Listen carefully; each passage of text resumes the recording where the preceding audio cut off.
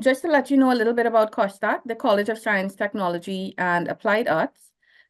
We were established in 2000, and this year we are celebrating our 25th anniversary. The Innovation Cafe series is a webinar that we host on a monthly basis on the last Wednesday, usually of every month. Of course, yesterday was our Republic Day, and so we have moved it to today's session, which is the 26th of September. Previous topics that we would have covered would have included recidivism, would have included dealing with the circular economy, would have dealt with AI. And today we're dealing with Trinidad and Tobago, rethinking Trinidad and Tobago's economy.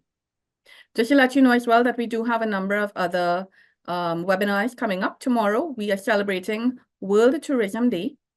And as we celebrate World Tourism Day, we have a panel discussion at 12 noon. And if you visit our social media pages, you can see information about that in order to register and attend. And then in October, we do have another webinar dealing with geospatial case studies. So that is another exciting webinar that we do have coming up. I'm going to hand over at this point in time to Dr. Antoinette Stewart-Ache, who will give us a little bit of context about the topic and then introduce the speaker and take us on into the questions that we have. Okay, thank you so much, Viola. Good afternoon, everyone. I hope you are as excited as I am about to say today's episode of the Innovation Cafe series. As the title of today's episode states, today we'll be hearing the views, well, right now from one. We actually supposed to have two. So we are hoping, as Viola would have said, that our next panelist will jump in. Yeah? So we will be hearing the views from one industry representative for now concerning what they would like to see change, transformed in our economy.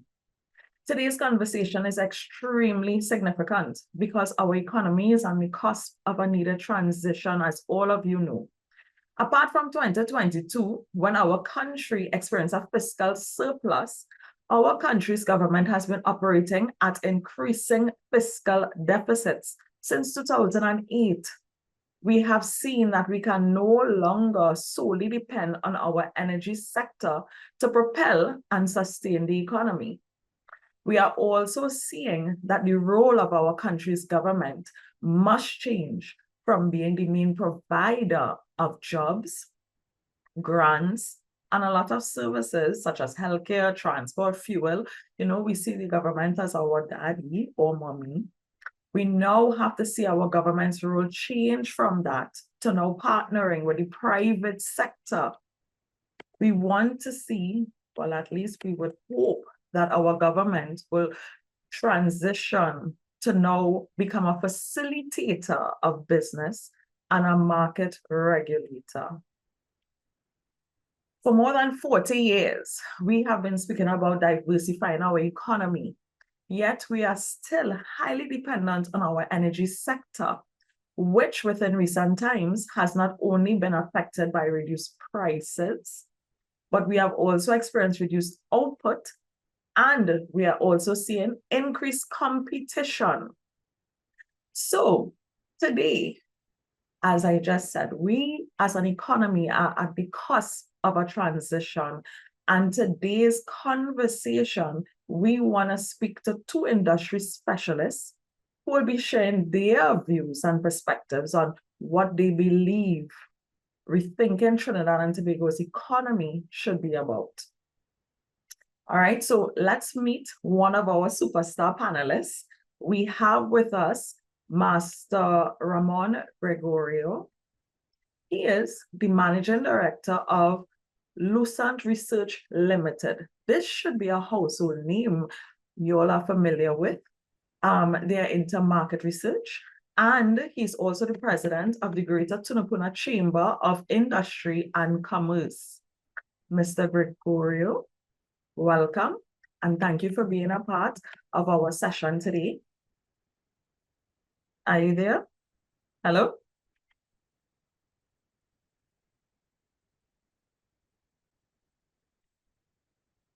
Hello. Yes, I can speak now. Hi, good afternoon, and Okay. welcome to you and your viewers and your listeners. I got worried there, no. I said, what? All I'm right. most present. Okay, great. So my first question for you, well, of course, we're saying rethinking Trinidad and Tobago's economy. We know that the national budget is right around the corner. It's actually supposed to be early October. So, of course, the question that I have for you is, what initiative or initiatives would you like to see implemented in this budget to creatively use science, technology, AI, our country's skills to diversify our economy, to reposition our economy? What initiatives you have in mind? Well, thank you very much for that. I think the obvious starting point, of course, is crime. None of us are spared from crime. And if the quicker we deal with crime and we deal with crime in a holistic way, I think it's something that will, of course, inspire investor confidence, inspire consumer confidence. Persons will feel freely to move around the country and different parts of the country comfortably to be able to coexist. And one of our, from a chamber standpoint, one of the biggest things we want to do is seeing that ease of doing business index fall to a point where, or rise, sorry, to the point where persons are very comfortable coming to Trinidad and Tobago to do business. And our central theme in that is really having a control and a grasp on the issues of the day with crime. And I heard you mention, Antoinette, about the using AI and technology. I mean, the time is upon us. We have to use technology to now be able to detect crimes even in real time, or even if crimes do in fact happen, have the opportunity to detect and prevent in some instances. But really, it's really about being able to use the technology in the Tunapuna, and this is not an idle boast on our end. We have the Eagle Eye technology, for example, that we have now put into businesses, we have now put into households and communities where it's tied directly to an operation center. And if, for example, a crime were to take place in real time, what happens is that information is fed to that command center. Command center is then able to mobilize the requisite police resources, and persons are able to go out and capture the criminals, or ward off the criminals. So a central theme in any budget really should be about crime. And I'm very heartened to hear the Minister of Homeland Security and the Prime Minister even mention that, talking about using digital technology and using AI, so even being able to, for facial recognition, being able to look at number plate identification, very, very critical areas on a micro level, but on a macro level, really introducing technology to the crime fight, because the criminals are in fact using technology, and in some cases, sometimes even better than the authorities. And it's about time as a country and as a body, we get in control of that. So that's my number one um, wish and hope for the budget, that really utilize the technology to be able to put a dent into crime.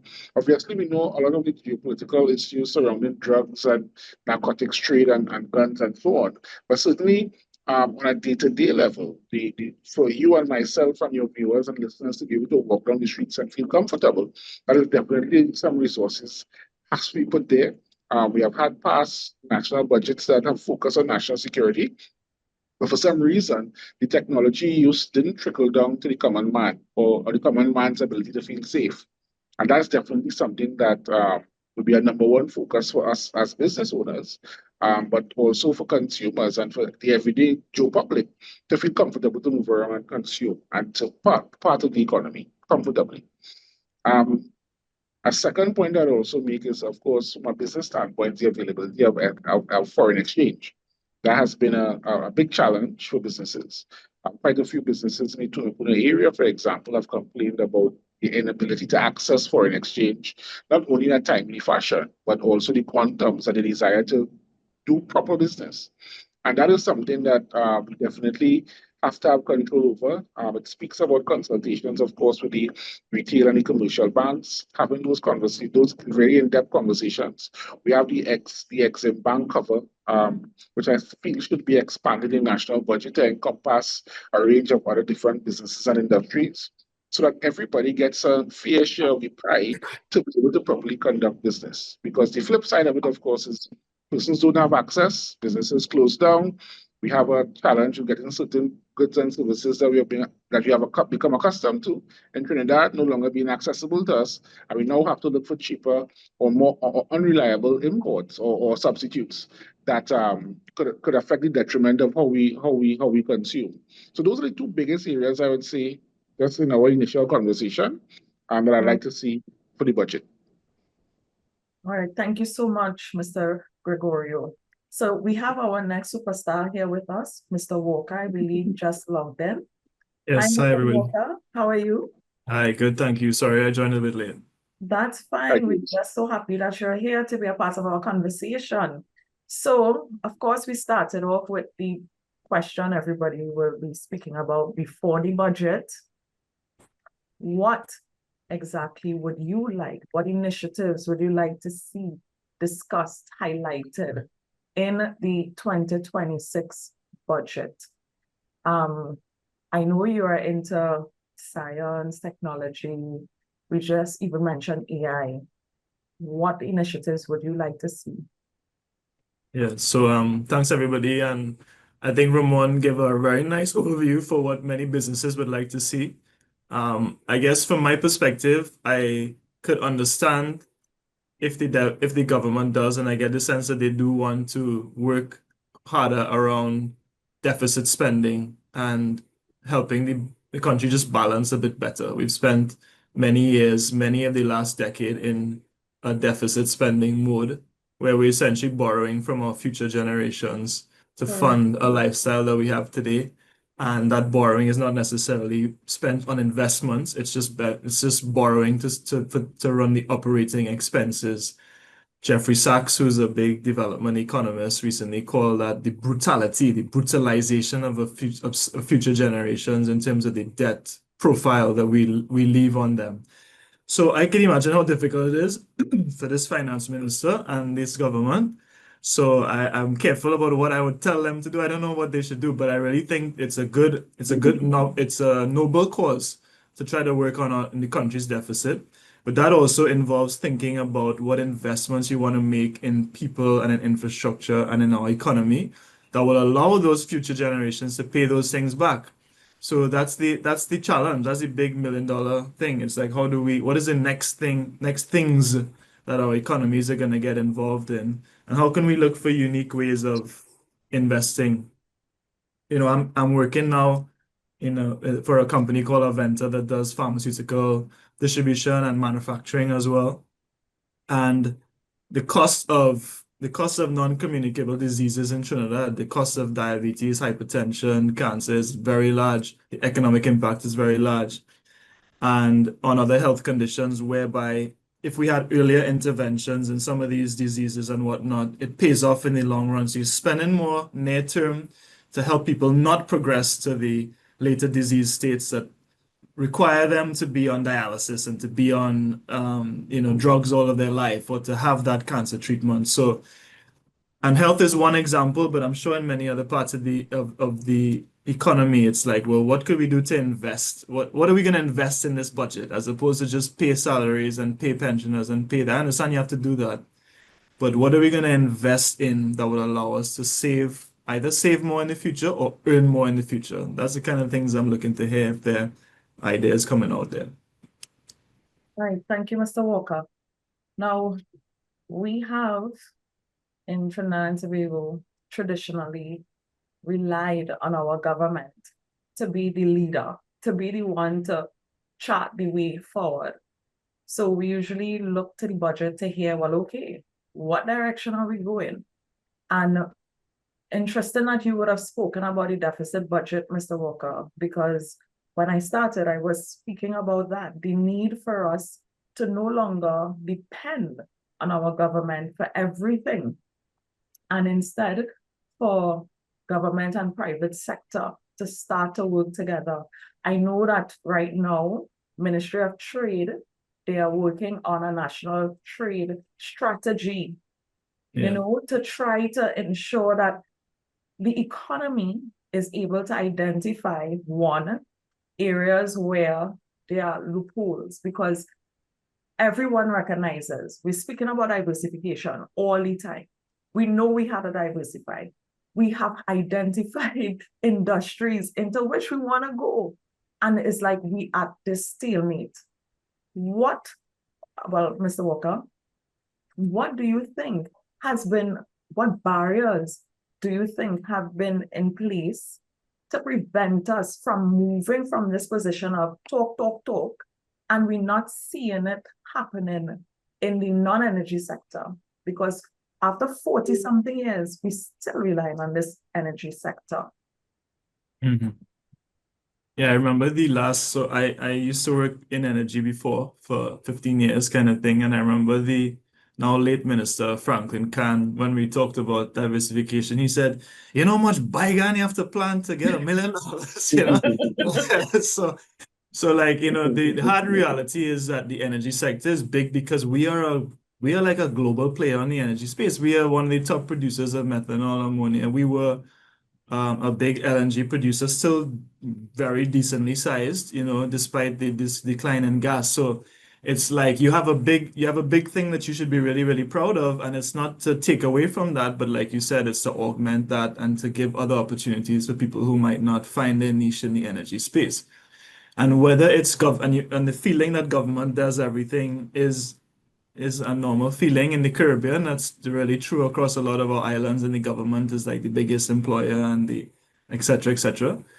And the government is very, very involved. It's a good point. The government is very involved. I don't know if people just know, but you know, the government owns more than 50% or more, I believe, of Republic Bank. No, yes. No, yes. Correct. Angostura. The government owns the Hyatt No. and the Hilton. The government, of course, also has FCB and NGC and Heritage and da da da da da. The government is big shareholders in or owning entirely major corporations that are large in this country. And maybe one option for the government is going to be looking at a future of, well, how do I get more private sector to do more of these things, as opposed to rely on the government to have to run a distillery and a hotel and an airline and a bank and a this and a that. Because is it really necessary? Where does government add benefit from the ownership to the people of the country? For example, maybe the government enjoys the dividends of some of these companies, but where could it be better run by people who have the skill sets to do so, and who have the governance structures to do so? I guess I say governance structures because we see elections come and then a board of $1 billion enterprise has to be replaced overnight. And you just think, where is that the right model? Is that the right model for these big enterprises that are very serious things that export products to 100 countries? You know, how is it that we really could replace the board tomorrow with such an import? No big company around the world would really do that on a normal course of business. So there are pros and cons of government ownership. The stability is great. The dividends could be great if it's making money. The pride, but then there are downsides too. So we have to just face that reality and maybe think about what these state-owned entities could do for us more in the future. Mr. Gregorio, any thoughts on what we just discussed? Yeah, just a few thoughts really. The government currently is in the process of looking at the private sector organization, Trinidad and Tobago, COSTAATT. And as a chamber, as a regional chamber, the Tunapuna chamber, we have been invited to sit around the table with other chambers to be able to really revolutionize and conceptualize that model of all the chambers and all the voices of business falling under one umbrella, to be able to really represent the views of the business community in an holistic manner, in a direct manner, and not fragmented, which I think is very important as a starting point for that type of feedback that James spoke about. One of the bigger challenges, and I wear another hat, as you had mentioned, as the managing director of Lucent Research, is our absence of quality data. And I think that is a fundamental area. James and I have had conversations in the past about the ability to having reliable data that you could, as a decision maker, could use to make proper decisions. And I think the charge towards a proper private sector, public sector arrangement really speaks into the quality of data that government has to be able to effect and know, for example, what industries that need to be developed, both in the oil and in non-oil sectors. It also lends information in terms of the direction that we want to take our diversification thrust. And it all starts with data. Data is the new oil, and we have to be able to leverage the data that we have, build on CSO, for example, and give CSO teeth that it needs to be able to create that macro data. Because if you don't have that macroeconomic data, you're not able to inform microeconomic policy, and you're not able to affect the day-to-day lives of the population. So it's a trickle-down effect, and we have to be able to grab the bull by the horns and say we have to develop our data infrastructure and our access to data in particular, so that industries could make the relevant decisions and private sector could play that guiding role, because private sector is based on consumerism, and we would know how to direct data so that there's maximum effect for the economy. We have substantial revenues coming in from the non-oil space, and then being able to leverage and see where the opportunities and the gaps exist. And I think it all comes back to data in a nutshell. And if we could get that right, certainly from a government and private sector standpoint, I think we're taking a step in the right direction. I totally agree with everything both of you said. I especially love that point about data. As a researcher and a lecturer, when it is we trying to expose our students to things about the economy, even in entrepreneurship, because we do that here. We teach our students about entrepreneurship and how to apply, market research methods, economic research methods, when we're trying to show our students where to get information. A lot of times you're not getting any information. I remember when I was a student, getting information from private sector firms, it's so hard. It's really like pulling teeth. Everything is a secret. And you are right. If it is you don't know what's happening, which is what the data reveals, how do we move forward?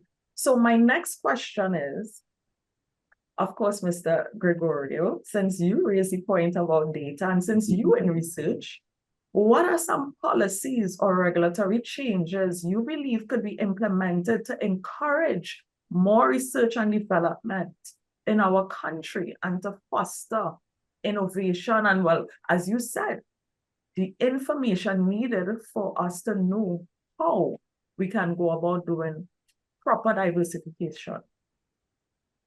Well, that's something that I grapple with every day, and I'll tell you something very simple. Do you know, for example, that Facebook, do you know that X, do you know data market research for those mega brands happens right in the Caribbean right here? And I think we have to really own the BDO space. We have access to some of the highest, the most intelligent, the most educated citizens per capita, not only in the Caribbean, but in the world, living in Trinidad and Tobago. And we have to be able to leverage that talent and be able to be almost like a repository for all things data. So I am saying we have to utilize the talent pool that we have in Trinidad and own sectors where we as a country, we collect data on particular sectors. Let's start small first and look at the region, but own the data and own the information that we could now use and leverage. So we could pitch to the Facebooks of the world, we could pitch to the Amazons, we could pitch to some of the other big global brands and say, hey, come to Trinidad and do business, because we have a repository of data that can help you open markets, not only to the Caribbean, but to South America, to Latin America.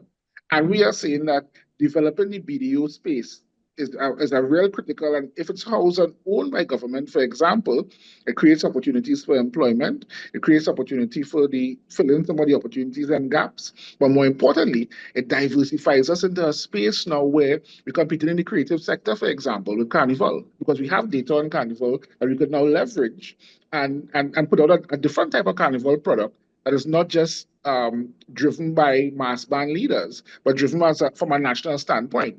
It improves our tourism product. We're now able to market Trinidad as an intelligent country, being able to dabble with the AI and the digital transformation initiatives, but also be a repository for data that you can now come to the Caribbean and get information, get data that could help you as a big manufacturer create opportunities. And then, of course, the significant Forex injections into the country.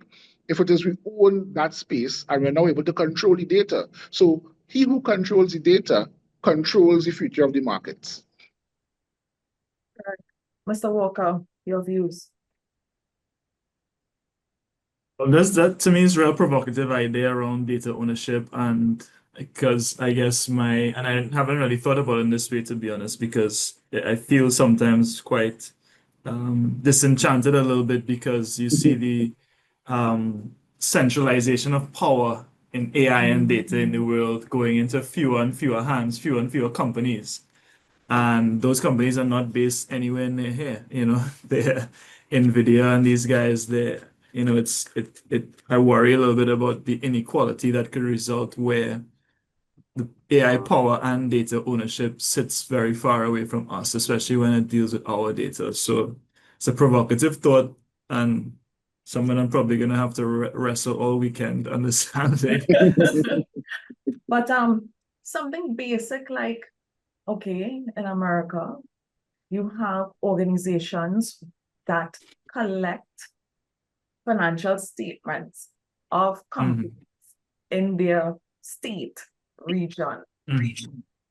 And persons can have access to that information if it is they're doing any research or so. And we don't have that. We have organizations that do simple things like they collect that kind of information and then they prepare reports that provide you with financial ratio analysis. You now could have access to that to know better about what's going on with your competitors, what's going on in the region with, let's say you, Mr. Walker, and Aventa. You all will have better information, better access to information about what's going on with your competitors, etc. You find that's a challenge here in the Caribbean.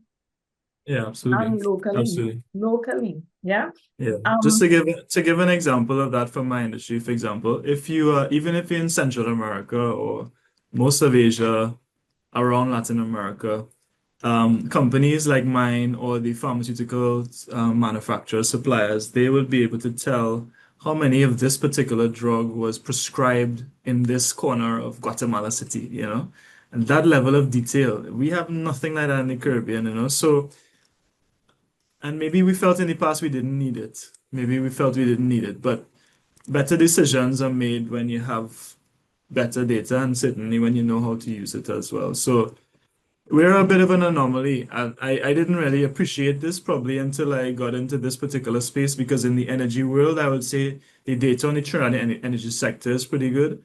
But once I got out of energy, then I realized, wow, actually the rest of the data on our industries could be a lot better, So I agree with that. Okay.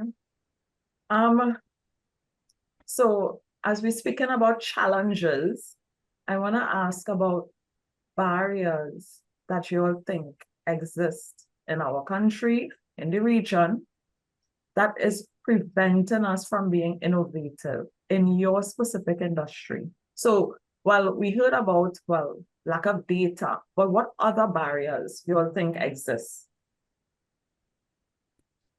I would say access to affordable training. It's something definitely that, and specific training, for example, in data and in artificial intelligence, while it is a new space, I think a greater percentage of persons could have access to that type of training, because that's where the world is going. My little daughter, when I ask her simple tasks, she's able to run up on multiples of her AI platforms that she plays with, and is able to answer me in such a comprehensive, refined manner from the question I asked her initially. And that is just day-to-day rudimentary things I'll ask her, and she's able to give the research at her fingertips so quickly. So I would say we definitely have to look at our curriculum and how do we reshape our curriculum from an education standpoint from preschool up until tertiary level institutions. And at what point do we have those types of conversations? At what point do we infiltrate? At what point do we really use and we blend that type of conversation to the younger generation? Because you know what? They are leading the charge. They are the next generation of thinkers and business decision makers and opinion leaders. And I think a fundamental revamp of our curriculum at the education level, lower levels in particular, is critical. It really speaks to we do a subject called POB for CSEC, and we do a subject called you do a degree in management at the University of West Indies. But oftentimes I feel in the supply chain, we need to go a little further back and talk about entrepreneurship from a young age. How many of us who went to school in the last 15 to 20 years really thought about coming out of the tertiary level institution or secondary school and being an entrepreneur? And I think those are the types of conversation that we have to speak to a modern child about. And yes, there's a finite amount of space with a doctor, lawyer, engineer, but there's also the opportunity for you to create your own space. And I certainly, when I was growing up, wanted to be the doctor, the lawyer, the engineer, like everyone else. And when the opportunity of entrepreneurship presented itself to me, I was able to adapt and I was able to see it and create my own niche. And I think there are thousands of stories like that where we have the younger generation who have the ideas. They play in this digital space in a unique way like we have never seen before. But we don't have a platform or infrastructure or structured infrastructure that allows them to develop along that path and realize their potential. And I think that is a conversation from an education standpoint. We need to have earlier for younger folks to be able to really widen the playing field, and that in its sense is national development. That in itself is diversification. That in itself is now putting non-oil, putting creative industries along this on the same path, putting other industries on the same playing field, and persons could earn a decent income from it. So I think curriculum reform is a big thing because it just does not cut it having English, maths, POB, POA, and these things alone. I think they have to have that practical element and exposure to that at a younger age. Okay, so I need to put a plug here for COSTAATT, and I want to summarize what we have discussed so far because we have discussed a wealth of information here. So I agree with what you just said, Mr. Gregorio, about the transformation or the change that needs to happen with our curriculum from preschool. Just saying that COSTAATT recognized this so many years ago. We were the first institution to implement entrepreneurial studies for all students. All students who pass through COSTAATT, you must do at least one course in entrepreneurship, whether you're doing nursing, graphic design, because we see the need for not just you knowing about what entrepreneurship is, but it also allows you to think outside the box. So we allow our students to engage in activities that will enable them to no longer be recipients of information, but they can transform their mindsets to be creators and users of information to solve problems, which is something that we need to be able to diversify our economy. Yeah. Just summarizing all that we have discussed so far, we have discussed, yes, we need to diversify. We discussed some of the barriers that we think exist, why we haven't diversified. It included lack of information, needing to put things in place so that we can have more information. We identify the fact that we need to change the mindset of the citizenry, and it starts from preschool, transforming our education system to allow for more creative-minded persons. Just the other day, I was speaking to my son, and he's a radical. He doesn't really like to conform to being inside a box. So from time to time, I'll have to step in to assist. And what he was saying to me is, Mommy, if it is I answer a question in a particular way and the answer is generally correct, why is it that I have to give a regurgitated response? Because the teacher was insisting, you didn't see it like whatever, you know? So I agree, we need to no longer have an education system where we're producing employees or persons to work in a factory, but instead we are creating business leaders. Yeah. Mr. Walker, one other thing I think is something that we as a country need to look at, and that may be a barrier. I don't know what your views are, Mr. Walker, on this. Our health. You know, the previous Minister of Health would have spoken about communicable diseases plaguing our country, and it being a very big burden on the health sector, because the health sector is spending so much money on providing medicine for these people with non-communicable diseases that can be healed through lifestyle changes. What are your views on this, Mr. Walker?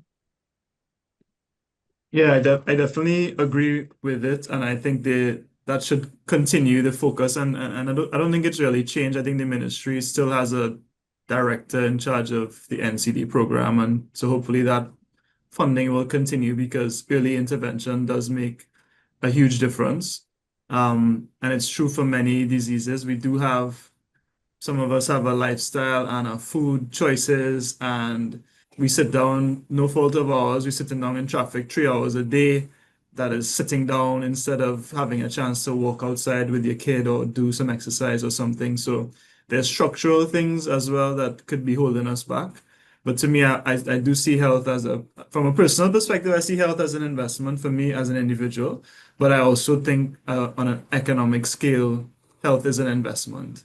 The other reality is in Trinidad, we've been treating disease in the same way for a while. We don't have any new drug, for example, that's on the formulary, meaning it's available in the public system freely for everybody in the last maybe 7-8 years since they've last put a new drug. So it means that new ways of treating more complex diseases, well, we don't have access to that new technology yet, which is also a great opportunity to invest, because some of these actually, when applied in early situations in particular, could actually prevent you from progressing to a later stage form of a disease. So that's also, we call that innovation in the pharmaceutical world. That's also a form of innovation. It's like thinking ahead, taking some action now that could really change the outcome in a big way going forward.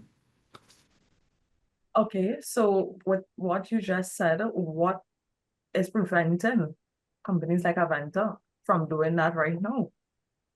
No, we do it in that we could bring innovation, but it would be for a private patient or someone on insurance or something, someone who was paying out of pocket. But really, what you need to see, because most of our country gets treated in a public health space. So actually, we need the public institution to also have access to certain innovations that make sense for them. You don't want them to do it if it doesn't make sense for them. They have to do the maths and say, okay, yes, if I buy this and I have this treatment available, it will result in this savings down the line, or it will result in this quality of life for these group of patients that I wouldn't have otherwise had. So it's really that the public systems also need to consider how they deploy innovation in a health space. So next question for both of you gentlemen. We have heard from our current government, funds low. Yeah, that's the cry.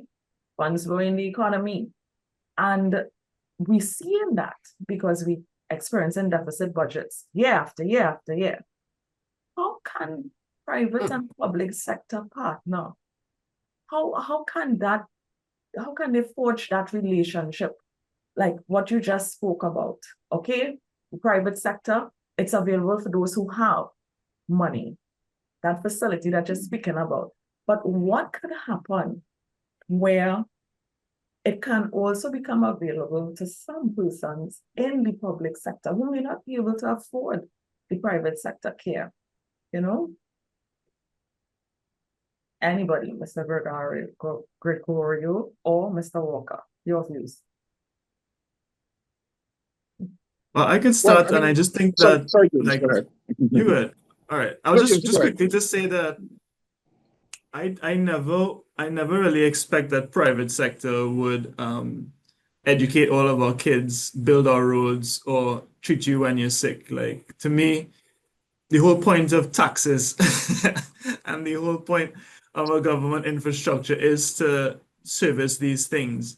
So I'm always a little bit hesitant when someone might say, well, why doesn't this company just pave the road? Well, no, the company is not involved in that. The company is involved in brewing beer, and that's what they do well, and they should do that as well as they can ideally, and pay taxes on everything that they make and export it around the world and earn foreign currency. Like to me, it's a bit of Adam Smith, segregation of duties a little bit and focus on what you're good at. And private companies are not going to be good at fixing potholes. Not my company. My company needs to focus on manufacturing medications and distributing it. So to me, yeah, I mean, partnerships, yeah, I love private sector partnerships where they work. They're great examples of where that happens. But usually to me, it's thematically aligned. In other words, I would love to do private public partnerships in a health space, in a health technology space. Yeah, that makes sense for me. But I wouldn't, a business like mine mightn't want to go and build a road. So it's all about how thematically, strategically aligned can you be if you're going to go down this route. And you should go down this route of public-private partnerships. Thank you, Yeah, and Mr. Walker, and I look forward to hearing from you, Mr. Gregorio. I think I'll just continue from what James is saying. It's a real simple fix in my mind, and I mean that's just my mind thinking about it. But you see, improving processes. So for example, you go to licensing office and you're going to do a transaction, and we all have horror stories about licensing office. So you hear about clearances of cargo on the port. A lot of businesses complain about that, the length of time that it takes and whatnot. And I think even before the route of private-public partnerships, we really have to look at improving some of the current processes as they are, making them simpler. So reducing if a task takes 5 steps, let's see if we can bring it down to 3 steps in the first instance. And I think we'll see increased productivity from that standpoint that will then encourage private sector to want to partner with government. So it's a catch-22. You have to improve this side first before you get this side coming to the table, and to have effective conversations. When we as business chambers, for example, meet with government, it always starts off as a contest. So we hurl in some things at you, they hurl back some stuff to us. We talk about productivity, they talk about consumerism and sometimes price gouging. We talk about ineffective processes, and I think government of the day, your responsibility, as Jim quite rightly said, is that you have processes. We pay taxes, and you have taxes to create efficiencies, be it infrastructure, be it processes, be it whatever. And our expectation is that, okay, if we have to talk now public-private, we're going to come to the table, but these inefficiencies largely have been dealt with. And if these inefficiencies haven't been dealt with, we can't have this conversation as a private sector organization. So it really goes hand in hand. We have to look at some of the efficiencies where we are at a micro level that affects business and the ability to do business. And once we fix those things on a micro level, we could then have the macro conversations. Right? So we can't jump ahead to macro when we have so many failing areas in micro. And so from an efficiency standpoint and improving processes, I think that's a low-hanging fruit that we have access to technology now. We have access to different systems and platforms that we can now implement. Yes, procurement might be a bit of a challenge, and getting the right provider at the right time, and we understand the bureaucracy of that. And even within that, there's a system in place. I know the last government, for example, started the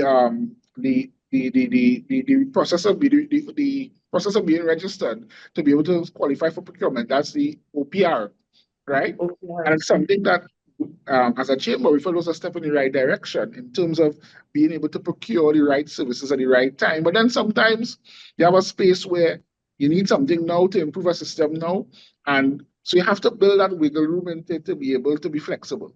But the bottom line is, if we start by improving processes, you then have an opportunity to partner in areas because you can only do so much when you improve the processes. That is where private sector could play a role in terms of supporting some of the initiatives. So in James' instance, if you have access to health technology and you were able to improve, so for example, the patient experience when they go to Mount Hope Hospital, or you were able to improve the patient experience at any of the other regional hospitals, James, a company like James's company, can now play a role in terms of the types of conversation, how you administer drugs, or what kind of technology you use to treat a certain type of non-communicable disease, and so on. It encourages a person like James to want to come to the table versus try to come and solve a macro problem, which really isn't his place. So I fully agree and concur with that. And I I am totally so... agree with that. Oh, go ahead, Mr. Walker, go ahead. No, I was just supporting what Ramon was saying. And I am so happy to finally hear this coming out from industry because, you know, as a lecturer, based on what you all just said, this is what we tell our students. Now, remember, students represent the general public. And the mindset of the general public is, so why it is, if we had no money, why the private sector have? They could do this. And I always say, everybody has a role to play. And when it is, as you said, Mr. Walker, when you step out of your role and you try to do somebody else's role that you are not specialized in doing, you make a mess. You make a mess. So I'm glad to hear that right now, industry is willing, because that's the feeling that some persons, the general public, have, that the private sector does not want to partner. The private sector does not want to work alongside. But as Mr. Gregorio correctly stated, how can we help if it is you not helping yourself? And as a government, I agree. There are things that must be put in place to change how business is done. So I'm seeing the time is 12:49 and we have an hour. I have to ask one more question and then we'll open the floor for questions from those who are here, right? And my last question is not really on economics or the economy. It's a kind of private question. I would have done some research on both of you, and I noticed you all have something in common. So I wasn't sure if my research was correct. You all are saints? Correct. Good research. Yes, strong research. Very good research. Okay. So as these saints would have said just now, I'm summarizing everything. All right, so rethinking Trinidad and Tobago's economy. The saints have said their view is, yes, we need to diversify, but diversification can only happen when it is, one, the government recognizes their shortcomings and are willing to admit to this. And when we say the government, we mean the state. You know, right now is a time for them to reflect and look at how they can improve their processes. Look at how they could remove the corruption that exists. Yeah. And in doing that, they can work alongside the private sector. Well, at least these two industry superstars are saying the private sector is willing to sit with the state when it is they're having consultations to make recommendations, because the private sector understands how to run things well and efficiently.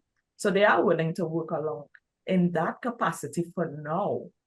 They are also saying that diversification has not happened as yet because the state owns a lot of things and the state controls a lot of things. And because we have inefficiencies, we are at a stalemate.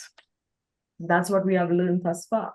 How do we move forward? What has been identified in today's discussion is, one, well, improvements in how the state runs things. Two, we need to have data. And that is an example of an inefficiency. We have the Central Statistical Office. And when you go there, you can't always get information. Central Bank sometimes isn't able to get information from the Central Statistical Office. Yeah. Mr. Gregorio was saying that, yes, it will be good if it is, we can have the state champion this cause, championing the cause to have more data available, to collect data. But again, it must be done properly.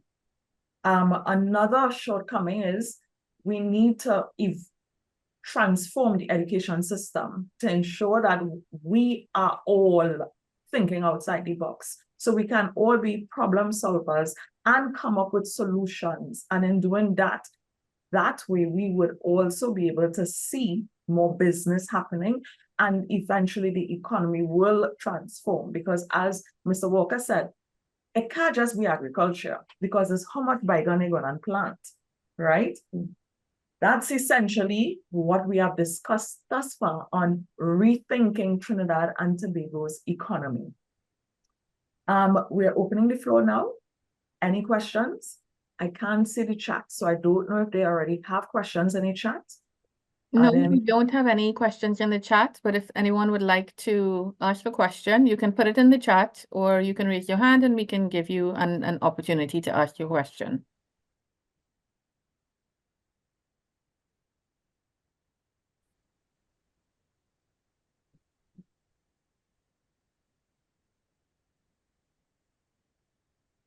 Wow.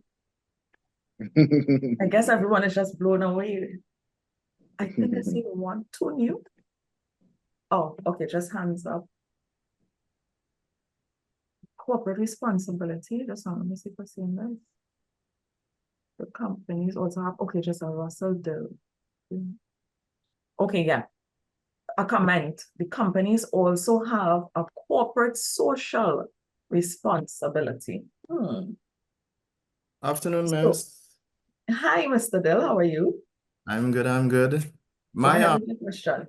okay, so I agree with you and Mr. Walker's comment concerning the companies and their responsibilities. But what I'm saying, sometimes a company, okay, so I'm not expecting a financial institution to pave a road, but maybe a construction company that operates in a certain area, and you know their trucks are always passing in that area. I might expect them to do some kind of landscaping, some kind of road paving in that area, so that the people in that community could benefit from what we used to call back in the day the public good, that those externalities from the business there in a positive way.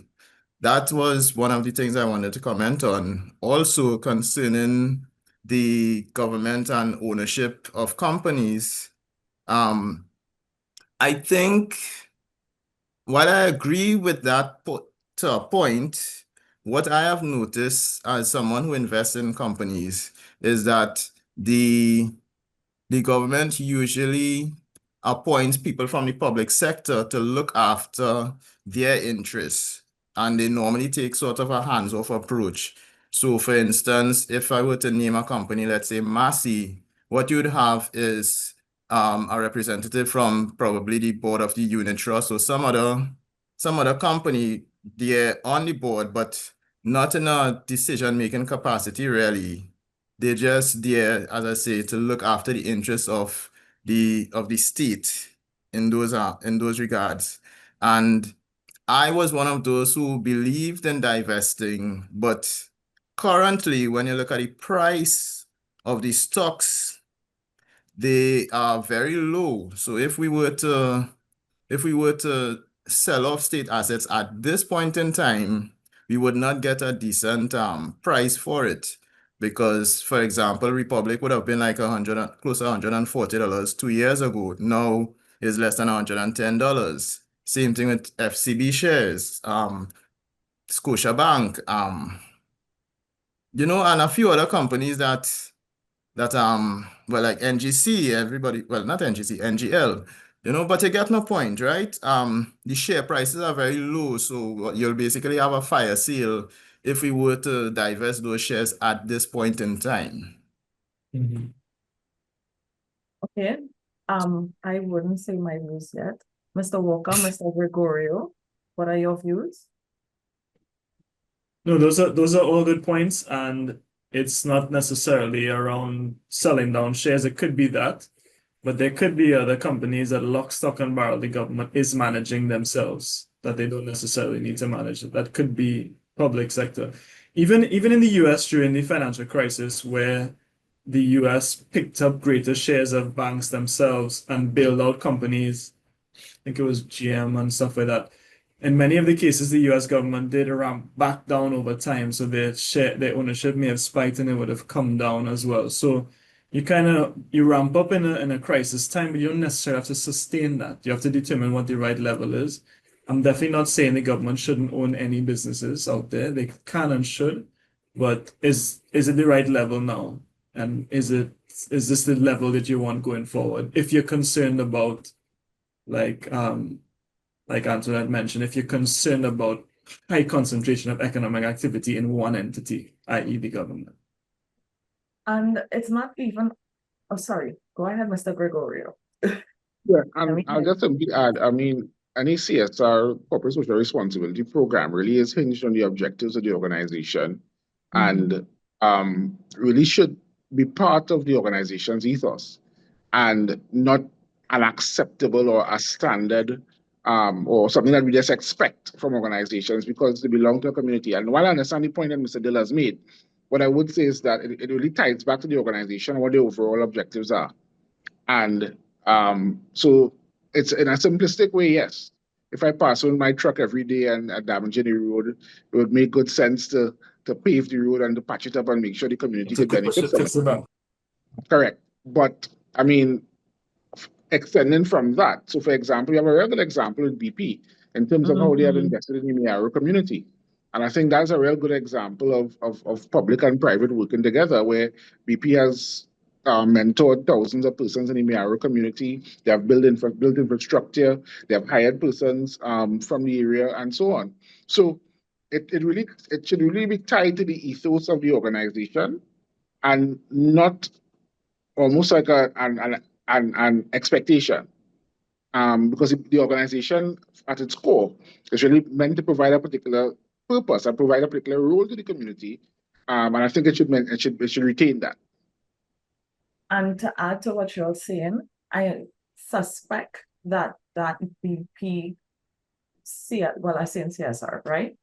I suspect that would have come as a result of conversations previous governments may have had with the company in terms of, you know, how best we can have this partnership, because remember, BP would have wanted to not have to pay any taxes for some period of time.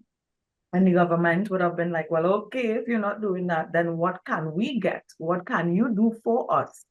So I suspect it may have been also part of that negotiation that they have this big involvement in their communities and well in Trinidad and Tobago as well. And with that said, to me, private public sector partnerships can happen, as you all rightly said. It's in line with what you do. If you, as Mr. Dill was saying, if you always have your trucks passing in a particular way and it's damaging the road, maybe the government can have conversation with this company and they work out some arrangement, not that you pave all the roads, but some arrangement can be made where public benefited and the private sector benefited, and we get in the road maintained. Yeah. Also, one other comment with regard to the divestment of the shares. What I noticed with our country, and yeah, some other countries, but you know, if it is we care about development, diversification, you would find that in a company, if it is the head of the company changes, you usually see there isn't a dramatic shift from the direction that the company was going. If there's a change in leadership, the new leader would continue once what the previous leader was doing is a part of the overall goal of the company.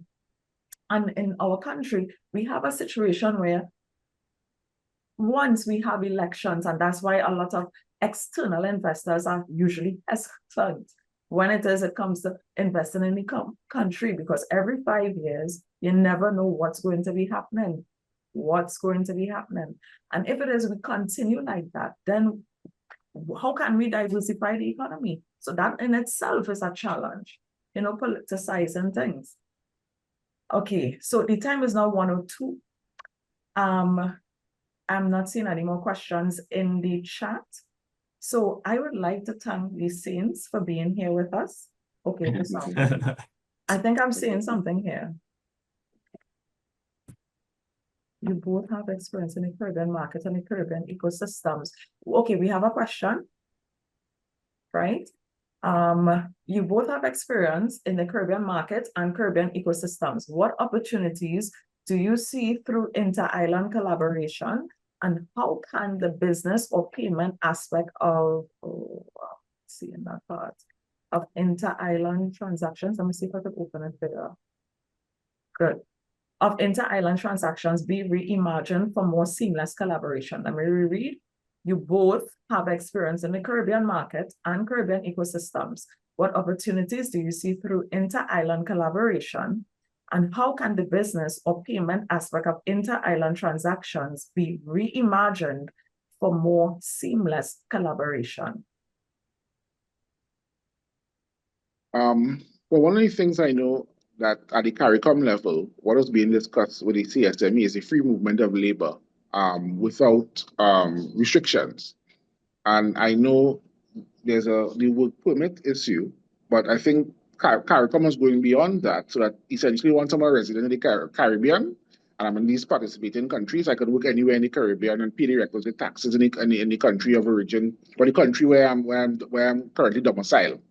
I think that's a step in the right direction from a labor perspective and employment, and really being able, so from a market research standpoint, for example, I have fantastic colleagues who work throughout the region, and we can really share experiences there in terms of how we do business, how we access different markets. Of course, with market research, you sometimes understand that as a Trinidadian, I can't go into the next space in the region sometimes with my Trinidadianness, but I have to be able to listen to the cultural sensitivities of another market. And with my Trinidadian lens, sometimes it may be a bit difficult. So going into the Barbadian market, for example, and with a Barbadian listener and a Barbadian ear, and I'm able to pull from that pool of resources, I think is a step in the right direction.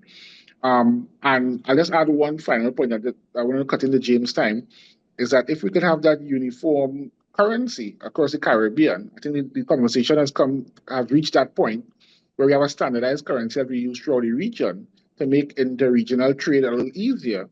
And it gives us a stronger footing when we come together as one, versus everybody in their own pockets doing their own thing, which I know is a different type of conversation from a macroeconomic standpoint. But I think the time has come for that type of conversation, whether we all use US dollars, we know the challenges with that, whether we all use the EC, whether we all use some currency that could unify us, that could help us trade easier and open a barrier. So I'm a business in Trinidad. I can now borrow from the First Caribbean Bank in Barbados, for example, because I qualify. Once I qualify, of course, and I meet all the criteria and so on. So you have an opening of markets in the retail space for retail banking, but it gives the business owner opportunity and choice. Now I could get quality labor and quality talent without having to jump through hoops to get access to them.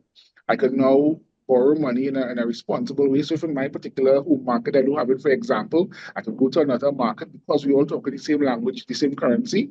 And I think those are some of the initiatives that will really make us a more competitive space. But it really calls for all the CARICOM countries and the contributing countries to come together and make those types of decisions. So I know it's a bit way off still, but we could all imagine.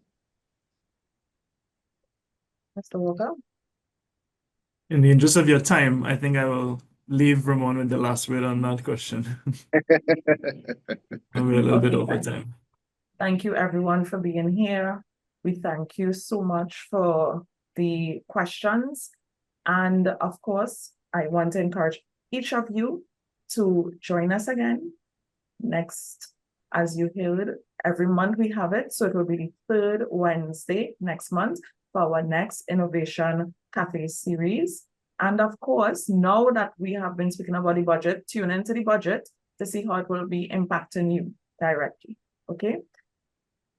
Any words, Viola?